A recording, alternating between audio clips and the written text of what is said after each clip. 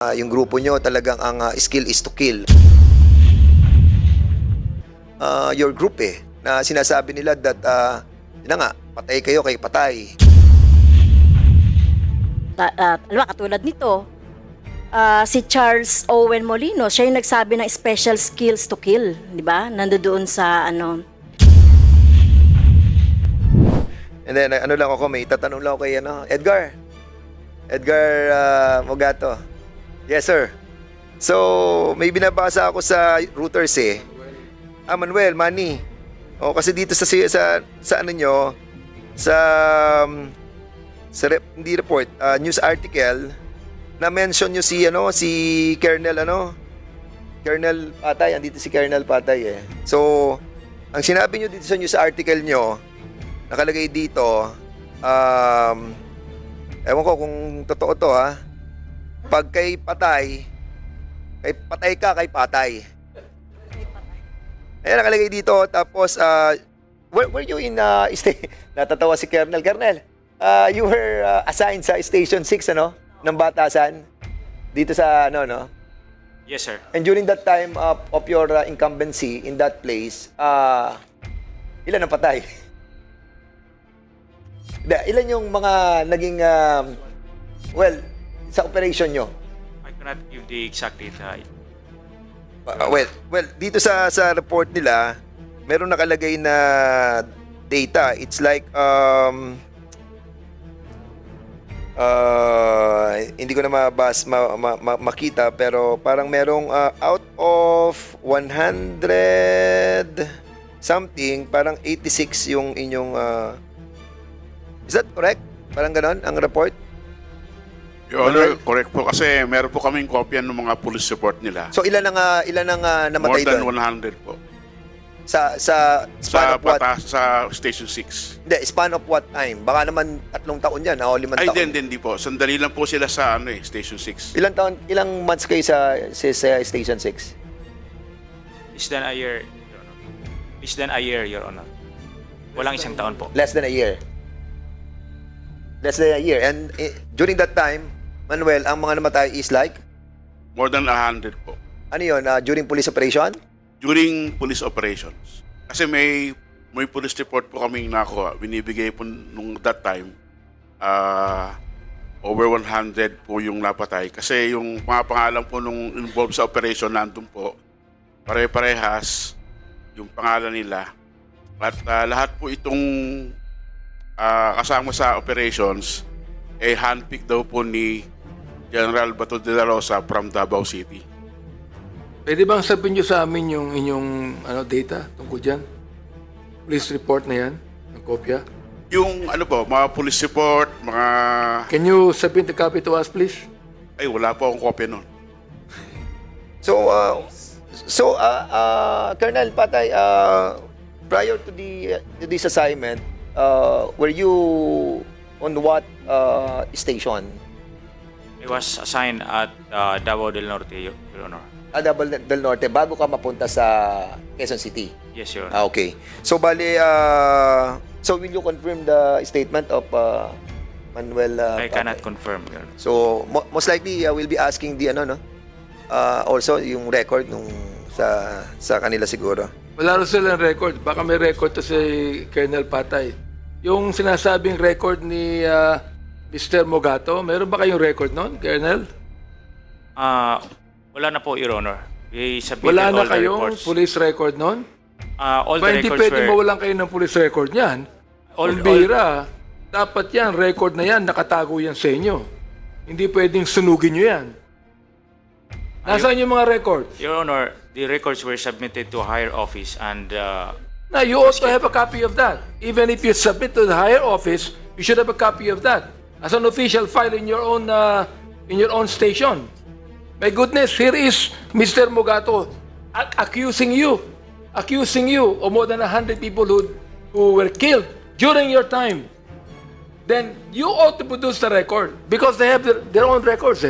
Sila hindi nila makita, pero ikaw, dapat meron kayo niyan, Colonel Patay. Your Honor, I have no personal records. All were left No, at the police station, Your Honor. I'm not referring to personal records. I am referring to the records that you have in your police station. Who is the police station commander now? Cannot identify, Your Honor. You cannot know? Identify the recent station commander of Station 6. Then this committee is asking you to get a record of that. Or else, we're going to hold you in contempt. Yes, Your Honor. Okay, Mr. Chair. Colonel Patay, Mr. Chair. ano na lang, most likely, alam mo rin naman yon kasi how many assignments did you have already during your time of being a what you call, ano man tawag dyan, police director? Police director ka, di ba? Station commander. Ay, station commander. So, ilang istasyon ang pinuntahan mo sa karir mo? 6.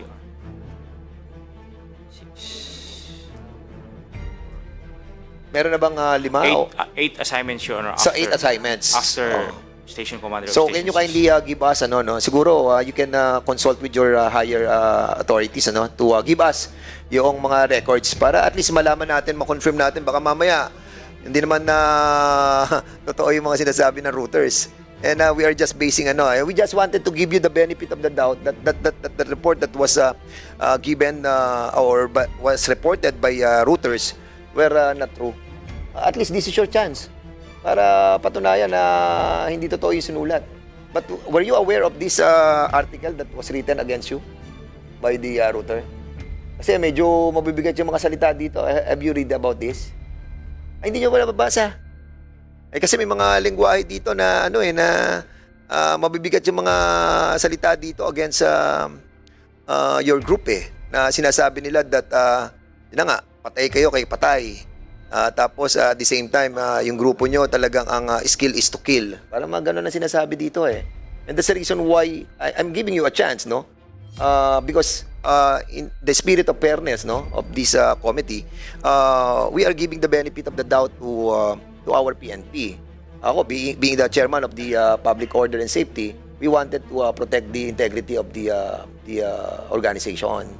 And nagulat lang ako na mabasa ko ngayon tungkol sa iyo. And being here right now, it's my opportunity to ask you kung talagang totoo itong mga sinasabi dito sa news na to. And this was written by the routers.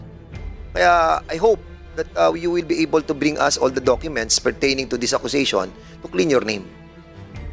Mr. Chair. Congressman Fernandez, Yes. Congressman Busita would like to interject, being a police colonel himself. No? So, Thank you.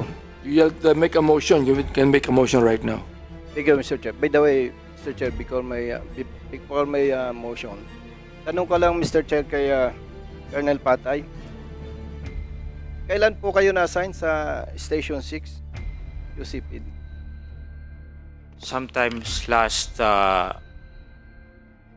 July 2016, Your Honor. Until? Sometimes in 2017, but I cannot recall the exact month, Your Honor. Okay. So, Mr. Chair, I move na ang i-direct po natin to submit those records dito po sa alleged operations with casualties. Mr. Chair, yung pong director ng QCPD. So there's a motion given by President Busita. Do I hear any objection? Hearing none, it is approved. Therefore, I withdraw my statement a moment ago. No? Advice ko lang sa iyo, kung hindi totoo yung sinasabi nitong si Mr. Mugato, demanda mo ng libel. Hindi totoo yan eh. In fairness with Hindi totoo, di ba? Mr. Chairman. Mr. Chairman, in fairness naman with Manuel Mugato, ang sumulat po noon ay si Claire Baldwin and Andrew Marshall. Do you know these people? Yes, Your Honor. Si Andrew Marshall po nasa London na. At si Claire Baldwin ay nasa US na. They were the ones who interviewed that story. And I also know for a fact that Colonel Patay was interviewed in Pampanga during that time. After, I think, several months after he Inamin niya, left, inamin niya. I don't know. I'm not privy to the interview. But the interview was arranged by our stringer, si Jess Malabanan, who is also from Pampanga. And si Jess ay nagsumbong sa amin na natakot siya kasi parang nagalit daw si Colonel Patay. Bakit mo ako pina-interview dyan? Napahamak tuloy ako. Ayun. So, you remember this, Colonel Patay? Kasi meron ka pa, may babanggitin pa ako para at least to give justice sa iyo rin, ha? O, tinan mo, when asked what was so special about the Davao Cops, he smiled and said, special kill skills. Sinabi mo ba to? No, Your Honor. Oh, so yun na nga. So, well, at least na nabanggit mo dito, Colonel Patay, itong mga ganitong klase ng sitwasyon. Kasi the members are being given this report at this worries us as well. Dahil sa mga sitwasyon that we are talking about, that nagja-jive doon sa mga sinasabi ng ating mga witnesses. At any rate, Mr. Chairman, since wala na rin pala yung mga writers na to, bakit na sila umalis po? Umalis po sila o na-assign sila? What happened to them? They were only assigned here for that special report. They were here for 17 months from July. So they're not Filipinos? They're not Filipinos. Okay. Si Andrew po ay British at si Claire ay American. Oh, you remember that somebody interview you during Yeah. that time, ang mga Americans? Yes, I can remember, Your Honor, but I did not get angry about that. But you don't remember anymore the discussion? Particular on that statement you asked me. Are you sure? Hindi mo natandaan? I did not say so. So hindi mo lang natatandaan yung content ng ng interview. But you remember the time that you were interviewed. Yes, Your Honor. Okay. Sige, Mr. Chair. Mr. Chair.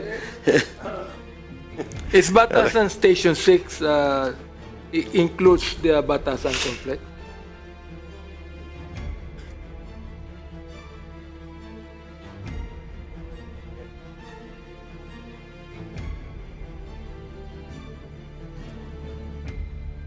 Yes, Your Honor. It includes the Batasan complex. Okay, We secured the outside before we perimeter, call Your Honor. Congresswoman Castro, there's an interjection that Congressman Carabs would like to say.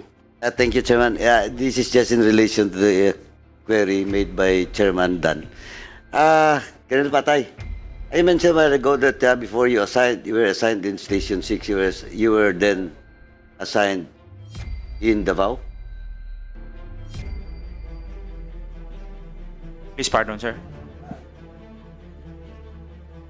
Your assignment before Station 6 was in Davao. Davao del Norte in Davao del particular. Norte.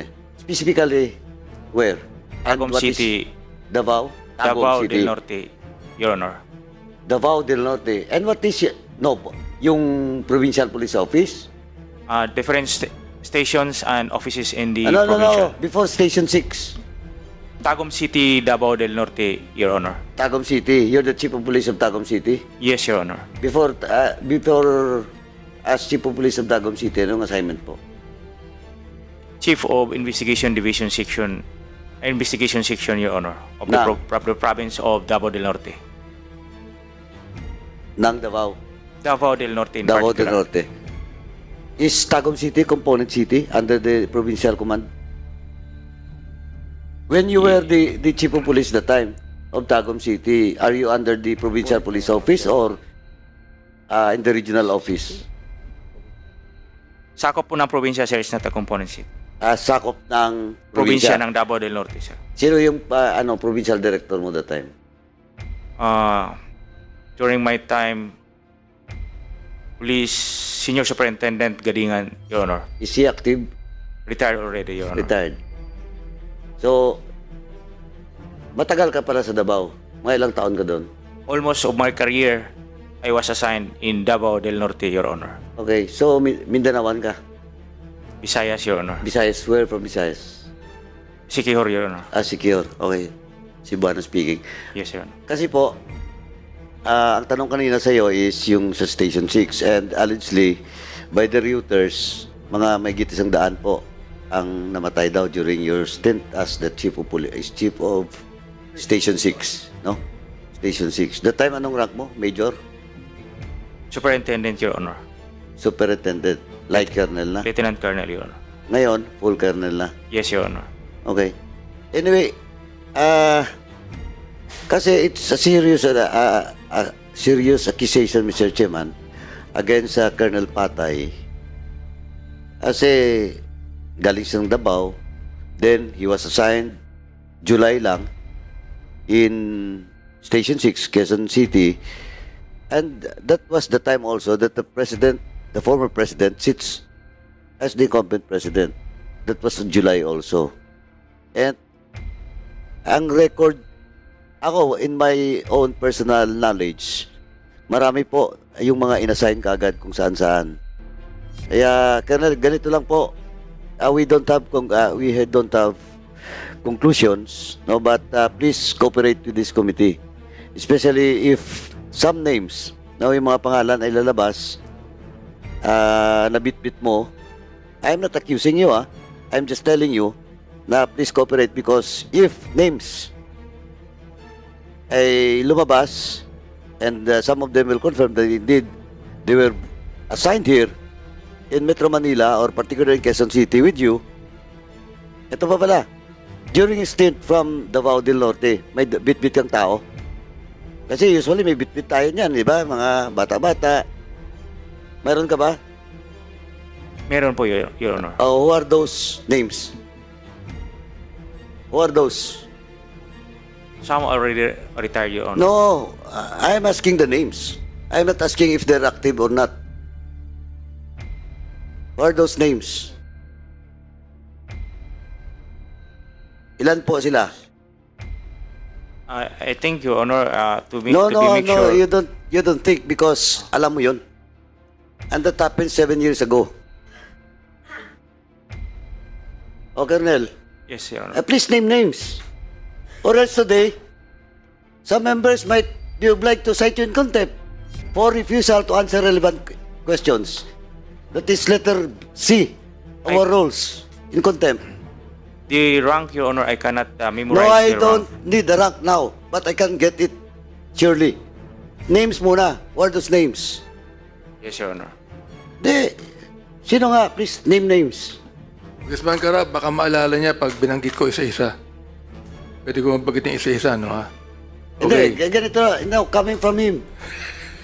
Colonel, paki-cooperate because you're not answering my query, and refusal to answer relevant questions in this committee is in violation of our rules, and the members can cite you in contempt in violation of letter C of our rules in contempt. Oh, please name the names. Your Honor, hindi po actually binitbit. May order po yun galing ng Krami. Your Correct! Of course, I know. Hindi naman pwede yun eh. Just like what happened with General Mariano and Cobradilla. Nabitbit nila yung tao nila. Then the rest is history. Ngayon natanggal sa serbisyo. Ngayon tinatanong ko sa iyo, it's either retired, awol, summary dismissal, ang case ng mga taong yon. Who are those names? Hindi pwede, Colonel. We are not born yesterday that you will not remember all those names or those persons that you brought from Mindanao going here. Oh, pumili ka lang or else may quorum pa ba tayo? You will be cited in contempt. Yes, Your Honor. Ralph Piñero, Oh, Ralph Piñero. Dinis Sino pa po? Pal, Sino? Please. Dinis Pal, Dinis Pal. Owen Molinos, Owen Molinos.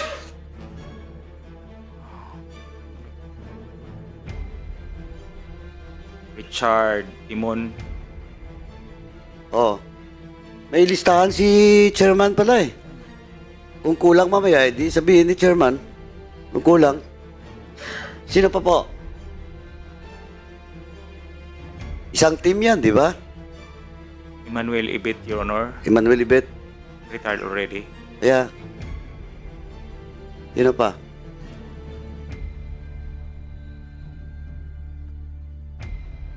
That's all I can remember, Your Honor. From now, for now, that's all you can remember. Mr. Chairman, since the names was mentioned by Colonel Patay, may we ask the PNP to check the service records of all those mentioned names? The rank, previous assignment, and if active in service, present assignment. At the same time, Mr. Chairman, all those, if ever there are names that was mentioned, was dismissed, the circumstances of the dismissal, kung retirement po, pakilagay na lang po rin yung retirement, submit po ASAP before the next hearing. Thank you, Mr. Chairman. Mr. Chair. Mr. Chair. Mr. Chair, I still Yes, have one last question. Interjection I still have doon. Mr. Chair. the floor. Interjection lang po They doon just sa borrowed my invite. Interjection Sa lang daw invites. siya kung saan. Yes. Siguro Mr. Chair, dahil hindi naman maalala ni Colonel Patay no yung lahat, baka pwede rin itong aside from yung status nito from the PNP, baka pwede rin po natin itong pa-invite. Kasi doon sa nabasa natin sa routers no, alam mo, katulad nito, si Charles Owen Molino, siya yung nagsabi ng special skills to kill, di ba? Nandoon sa si Charles Owen Molinos, si Michael Maderable, Ronnie Bangat. Please take note po paano natin to sa PNP. June Ralph Pinheiro, Emmanuel Ibit, Renante Solomon, Dennis Pal, at saka itong Richard Timon. Ito yung may pinakamaraming operations na na-involve ng ang patayan. So, hindi niya po nabanggit, Mr. Chair. Kaya, Are you pwede making po a natin motion to patawag. invite them in this committee? Yeah, Mr. Chair. I move to invite those who have mentioned to this as the next committee meeting, Mr. Chair. There is a motion. Is there any objection? Hearing none, Second same is motion. approved.